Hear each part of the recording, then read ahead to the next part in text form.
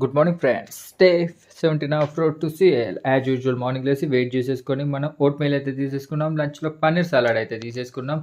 మనకు స్పెషల్గా ఆర్డర్ ఇచ్చారు ఒక పర్సన్ ఈ విగ్రహం తయారు చేయమని. ఆ విగ్రహం తయారు చేయించి అయితే మన దగ్గర తీసుకొచ్చి పెట్టుకున్నాం. అండ్ లంచ్ ప్రీ వర్కౌట్ వచ్చేసి ఈరోజు ప్రీ వర్కౌట్ ఫ్రీక్ తీసుకున్నాను. అది చాలా అంటే చాలా హెవీగా అనిపించింది బాడీకి.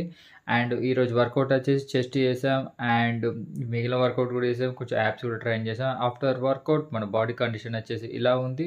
లైట్గా పోజింగ్ అయితే ట్రై చేసాం, అదైతే ప్రాపర్గా రాలేదు.